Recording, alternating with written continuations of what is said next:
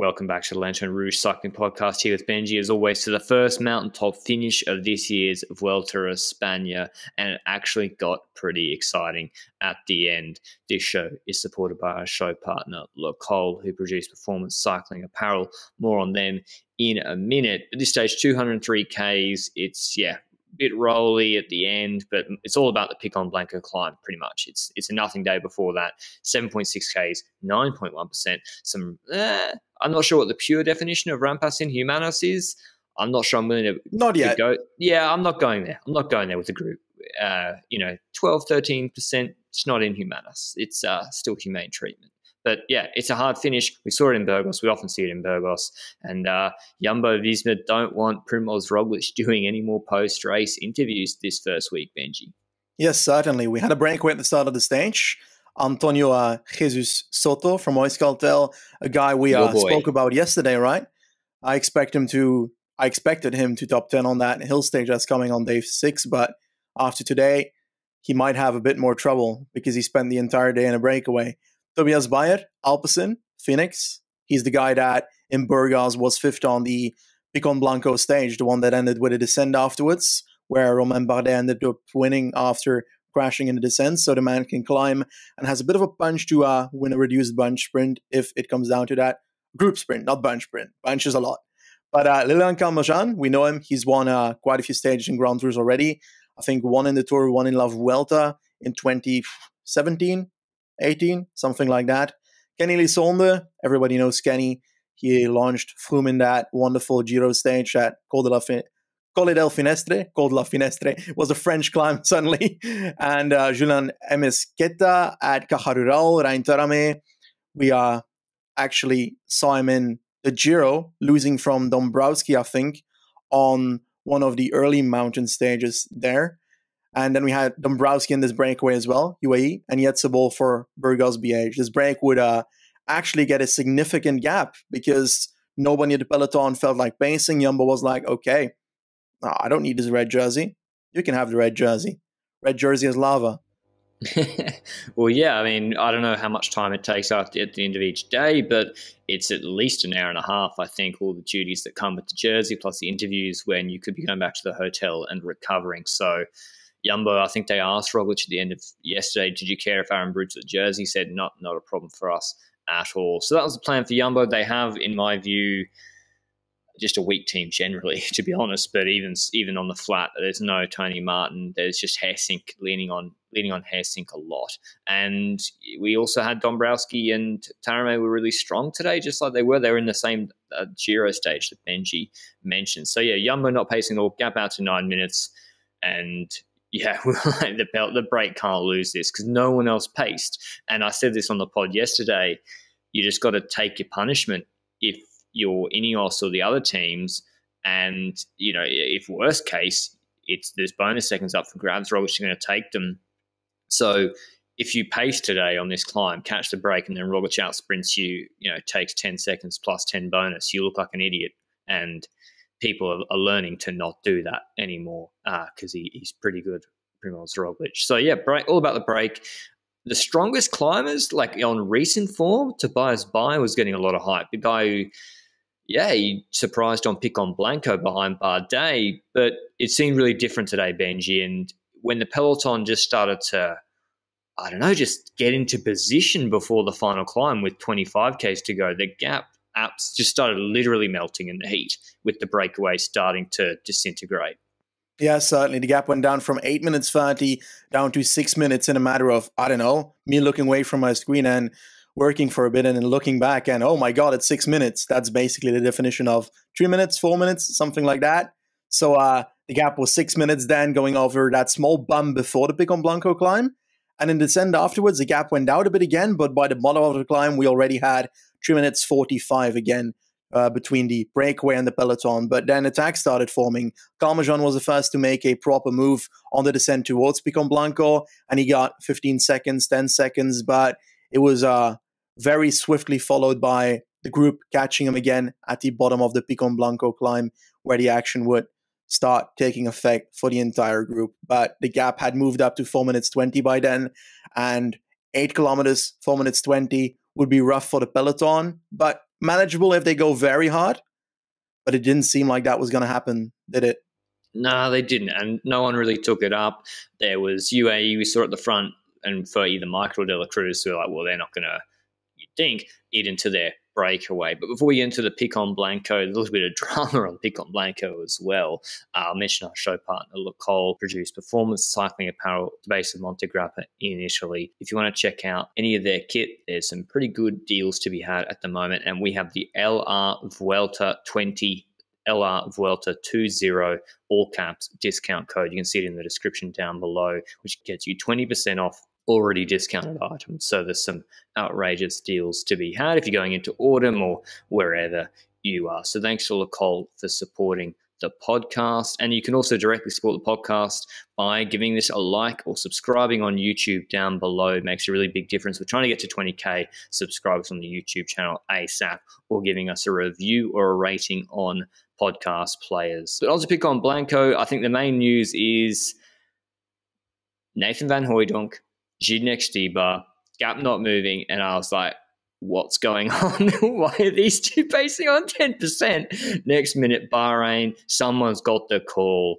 and it's Mark Padun on the front. He's back. He couldn't do 200 watts for 10 seconds yesterday on the flat, but today he gets on the front and starts, well, I wouldn't say drilling it. Like it wasn't just like on the front, massive surge, splits apart. It was more controlled, and he didn't blow himself up straight away. Poles was kind of out of position. Well, where's what Poles? He comes back and he does a pull as well. And I was thinking, Benji, what are Bahrain trying to achieve from this? They'd paced Petrutnik on the flat before. They got a bit of a headwind on the climb. The break's going to win. Is this just testing out? Landa feels good. He just wants to see where's the weakness. Which teams are weak? Is it Vlasov, Karti, Kuss? Can they probe and see problems in the other teams? Well, that's what you'd expect, because the tempo was not high enough to catch the breakaway again from that point onwards, and it didn't look like they were going to catch them. So it must be to test the people in the peloton, to see where the strengths are, where the weaknesses are from people, to see whether Team Roglic, for example, would be able to keep up with Roglic, because 1.5 kilometers into the climb, Roglic completely isolated Sepka's off the back. So that's a sign that Landa is looking for, Landa is probably happy with knowing that for the future, that Jumbo wasn't good today. Now, you can always use the card of, Roglic could have said to his team, okay, today I can do it all alone. No worries. In your style, like they did in the past, where they had certain riders just lose minutes on days on purpose on these kind of early mountain stages to then be useful in the third week. But Kaz looked a bit red when he was off the back. So I'm afraid that wasn't the case today. You think? Yeah, and this is what we've said this. It's like, okay, Kuss, people say super domestique, or Kuss. He's had plenty of GC chances this year, by the way. The free Kuss movement, he's been free. Got the Tour stage win. Yeah, well, he's been freed. And I wouldn't say he ain't no Richie Port. There's some days where maybe Port did go missing, but Kuss will just have these random days happen in Criterium de Dauphiné stage 8. You look at the power data, he got dropped at, I think, 5.7 watts per kilo for 10 minutes. Easy stuff for him, normal, like at his peak. And today he's getting dropped out of a group of 40. And you've got half the guys, nowhere near his level, who people might not even know their names. So, how dare you disrespect Oscar Cabedo of Burgos BH like that? Yeah, exactly. I don't know who that guy is. And I think he's getting paid a fair bit less than Sepp Kuss. So certainly, did it matter on this final climb? No, because Roglic, this is perfect for him in my view. But sidestepping away from the GC, we'll come back to them in a second. At the same time, the break is attacking each other, but they're not losing. They lost a lot of time before the climb, but then when Dombrowski and Tarame started relaying, they got Kenny on the back, they've dropped Bayer, they're relaying, they're keeping that gap pretty stable, to be honest, in the last 3 to 4 Ks. And they're probably the cream of the crop. They're relaying. Eventually, Tarame gives Dombrowski a dig, probably after the steepest section, gets him off the wheel, continues on with it. And Rain Tarame from the break into Marche's second Grand Tour stage win this year, the Estonian.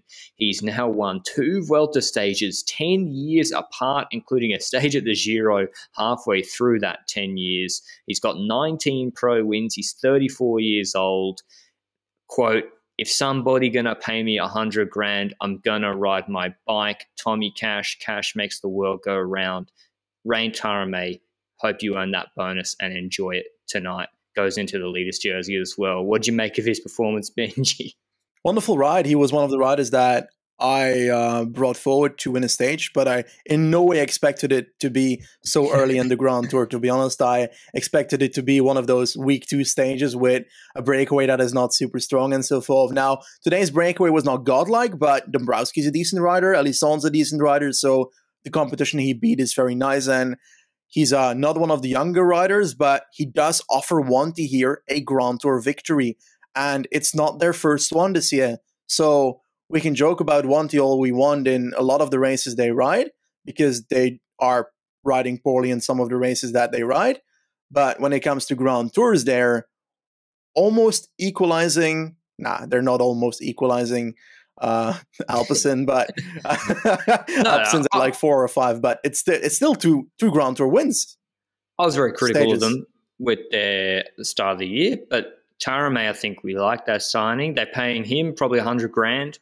Tycho Van Horn's probably on 100 grand, which, like, I wouldn't say it's cheap, but they got a Grand Tour stage win out of each of those guys. And, you know, I think what I really like is their signings for next year, which will hold over for the transfer. Some of their signings for next year, I think, are very, very tidy indeed. And taking the leader's jersey at a Grand Tour as well, fantastic result for that team. So here's the final stage result. Well, no, I won't do the final stage results yet because it's not all break, guys. Yeah. He beat Dombrowski, put 21 seconds into him, 36 into Kenny. Back down the road, we've had Padun pulling, Poles relaying, Padun pulling again, and then it kind of stops. And then I think it's Micah brought David de la Cruz forward, Benji.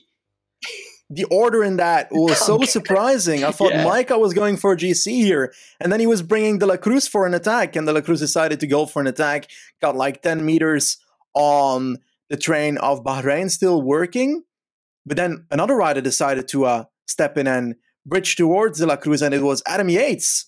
All while at the back of the peloton, the weight of the gold in the helmet of Carapaz was weighing down on him. Not gold. Well, it looks like copper, but they fucked the paint job. They didn't realize that you win.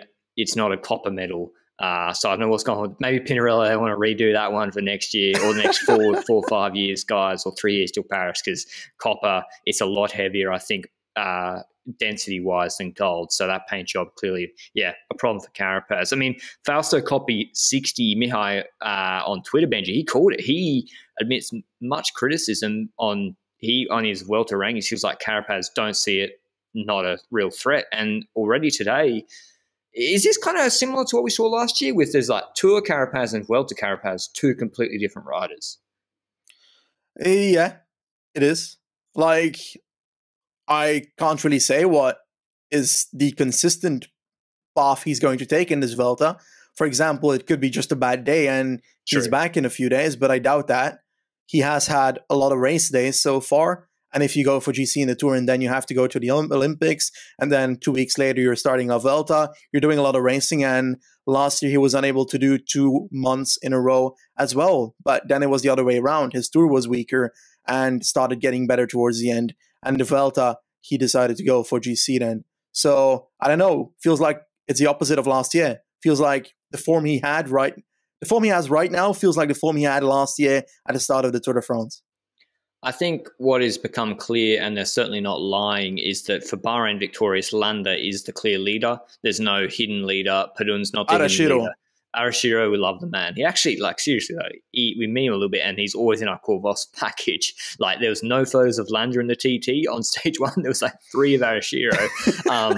He does a good job on the flat, but Landa, he's their leader. What's curious to me is there seemed to be no plan afterwards. So Bahrain pool, Haig is under pressure. So Haig, I think he lost a fair bit of time again today. He got caught up in the crash, but didn't crash. He lost 3 minutes 15 today, but more like 2 minutes to the GC guys. So I think Haig and Caruso definitely is Landa as the leader. What's curious to me is the no plan afterwards. Yates attacking Padun, closing, and then it was all kind of nothing again. It was the Burgos guys moving up, trying to get competitivity, I guess, or just attacking. And we finally saw Alejandro Valverde. It always falls to me, Valverde pulling on the front. So Movistar must have felt good, Benji. They had 3 guys, Mas, Lopez, and Valverde, in what was becoming a very select group. at the end, Valverde leads it out, and then Mas kicks. No bonus seconds available anymore because of the breakaway. And yeah, he gets a decent gap. No one reacts. Adam Yates has been sort of yo-yoing, and Miguel Lopez closes to Enric Mas and takes a second or two away from him, closing it for Roglic. It's only 3 seconds, 4 seconds, but I think Movistar, they finished with, here's the top 10, or the rest of the top 10. It was Carmajan fourth, then Mas, Lopez, Roglic, Adam Yates, Mikel Landa, Giulio Ciccone, not surprising from Benji's perspective, in 10th, then Bernal, Valverde. 3 Movistar guys in that group of 6 or 7 or 8 riders. Fabio Aru, 13th at 1:55. De La Cruz loses time. Gino Maida didn't pull, but only loses 17 seconds. And yeah, a bit curious what the plan is with him. Maybe they're trying to keep him as a GC threat. Hey, yeah, I do want to talk about the fact that I've joked a few times about Lopez, and the one time he said he wanted to be competing against the likes of a Pogacar and an Evenepoel in the future. But the man actually is only on like 12 seconds of the GC group today. Who? Juan P. Lopez from Trek Segafredo. I thought you meant Miguel Angel Lopez. I was like, mate, I'm pretty sure he's already given the chance to compete against him. Certainly. Oh, yeah. JP Lopez. That's actually a good performance for him. Ciccone again. Hopefully he gets a good GC result because he's got some fantastic legs this first week, and he's not really got the opportunity to go for stages. So takeaways, Carthy, Vlasov, not looking good as the leaders of their team. Carthy losing a solid 20 seconds on the road. Bardet losing 30 seconds. Vlasov also 30 seconds. Caruso, Poles, and Haig, I think, will be domestiques for Landa. And Padun, I actually feel like they should be using Maiden, not Padun. I feel like Padun is so strong. He was closing Yates' attacks in like 4 pedal strokes. It was outrageous stuff. Yeah. On the climb, I kind of don't really know what Bahrain's plan was, to be honest, because he's lost time, and I would be using him as a threat, not Maida, because I think Padun's, when he's on the climbs, he's, best in the world, like ridiculous. Yeah, I think that you're right on that, because I was a bit doubtful, because I feel like they clearly had a plan to go for Landa today, but they shouldn't have, because I feel like while Landa should be their leader, obviously, they should indeed have their other riders be a more offensive role and try and attack away today, perhaps with a Podden who will react. Let's see what team is willing to go for pacing. De La Cruz might respond, but Adam Yates might respond. And what happens then? Will Roglic have to react at a certain point? Movistar? It's not Carapaz that's riding up there, so likely Movistar won't actually end up riding, but those kind of moves is something I would have preferred to see over the pacing that Podden had to do from the bottom of the bloody climb and eventually still come within a decent margin of the GC riders. But I do want to mention and not gloss over the fact that Oscar Cabero of Burgos BH was actually the rider who performed the best attack in the bloody GC group today. I can't wrap my head around it. The guy finished with Podden and Kafi ahead of Vlasov, who is 10 seconds behind him, and roughly half a minute lost on Roglic and so forth. Bardet also behind him, Caruso behind him. We have Carapaz obviously behind him. So that man performed well today, genuinely. Yeah, it's interesting. It's the first test. We're, of course, overreacting, but that's what we like to do on these first mountaintop finishes with to be honest, it's all decided. The entire Vuelta, Tarame wins. Yeah, but I'm mocking myself, Benji, but then I'm like, this was a sleepy day. No one really, apart from Bahrain, took it up, and then they slowed down as a big group. And then guys are still losing 30 seconds, like Bardet and Vlasov. That's a decent – this is not like they just sprinted at the end, lost 5 seconds. 30 seconds when it was a big group. So, yeah, here's revised GC. Tarame goes into the leader's jersey, 25 seconds ahead of Kenny Alessandro. He's been close, but no cigar a lot this season. Kenny was Fontu is third, I think. Second, Mollema, but third, on the stage. Third on GC, rather, is Roglic, 30 seconds back. Mission accomplished for them. Then Carmajan. Enric Mas is the second best GC contender, only 15 seconds behind Roglic after his good TT. Lopez, then Valverde, 6th and 7. The Trident is alive and well. I can't wait to see how it unfolds. We already got a little taste, an appetizer with Lopez closing. So wait, there's no season 3 or what? I don't believe there's a season 3 because Come on. It was like portraying them too badly. Really? Even though they produced it, I don't know. That must be the writers, the guys must have not wanted to do it. I wouldn't know how it portrayed them too badly. To be honest, I full credit to Movistar for that documentary. I think it's really good entertainment and it's good for their sponsors. Even if you can criticize them, at least they're being talked about. Ciccone in 8th, Bernal 9th, Landa 10th on Bernal's on 50. Quick maths, 27 seconds on Roglic. Mader and Landa, they're more. They're like 40 seconds plus. So, yeah, I guess Yates, Benji, he's already at 51. Maybe that's why he's trying to take some time back today. I think, which GC team do you think would be happiest today? I'm going to still say Movistar. I think Jumbo team looked weak, and teams will know that. Ineos looked weak, apart from Yates. I think Carapaz going early is a concern. Bahrain played themselves a little bit, I think. I think Movistar have to be happiest with guys effectively 2, 3, 4 on GC. I think so as well. Roglic should be happy as well because him as a rider himself performed well enough, but when it comes to his team, it's not that great. So that's the weakness there. When it comes to Movistar, indeed, they performed well with all their 3 riders. Now, I do expect Valverde at a certain point to fall into a domestique role, but probably too late for it to matter. But Movistar as a team performed well here and was in that front group with their riders. And it is great for them that competitors are falling away out of the potential podium spots and top 5 spots. Because even if Roglic is here, with Roglic here, they were unexpecting to actually win this Vuelta, for example. But now they've got like plenty of competitors already falling apart that are supposedly the top 5 candidates for this race. So, yeah. And it's also the same for Ciccone. I think Trek Segafredo should be really happy with both Ciccone and Juan P. Lopez and Elissonde's performance despite losing the stage, because their team is performing really well. And let's say that Ciccone at a certain point might genuinely be a top 5 contender, because I think he is. I wouldn't be doubting that. Like in previous Grand Tours, I would have said no, he should be going for stages. But in the Giro, he held on for quite long until he ended up crashing in a stage. Yeah, he shut my mouth in the Giro. He was going to come a decent spot in GC. He didn't fade. He just had that unlucky crash, I think, where, I can't remember, the same one Remco got caught up in. Segariala, just before the climb. I think it's rational, honestly, with his level today to see where he can go on GC. And also, your contracts and salary you can command he's already got Grand Tour stage wins. Contracts you can demand with a top 5 on GC, even though it's the Vuelta, are very different in the future if you can prove that's who you are. Stage 4 tomorrow. It's a funny stage. They just do like a rolling ridgeline at about 1,000 meters elevation with no categorized climbs. They're very odd, but it is rolly. It's not flat. 164 Ks. Little rise at the end. Yep. I think I went with Philipsen in the preview. I still like that. But Matthews really should be looking like this. He really should come top 3, I think, again here, Michael Matthews. So I'm going to stick with Philipsen because I do like him on these sort of finishes too, but Matthews should go close. I think Philipsen wins this one. I am curious to see how Jakobsen performs here, because that will define how good he is on these kind of finishes in the rest of this Grand Tour. Now, if Cavagna was in this race, I'd say he attacks on the top of that last hill.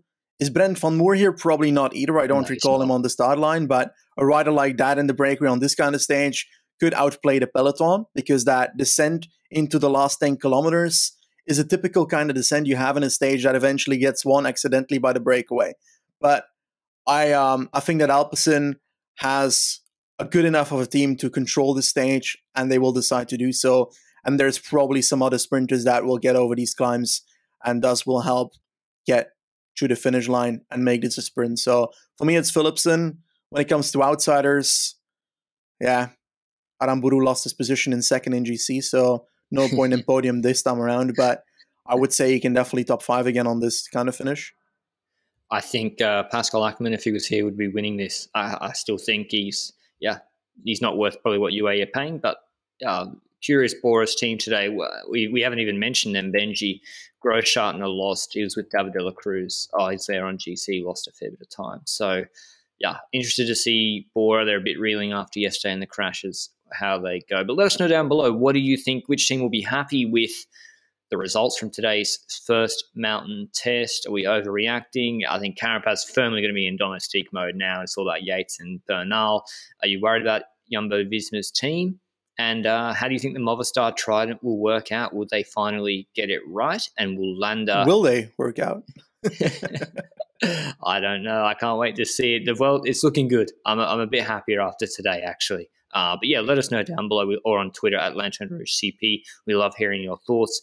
Thanks to Cole for supporting the podcast and your support as listeners. And we'll see you at the Stage 4 recap tomorrow. Ciao.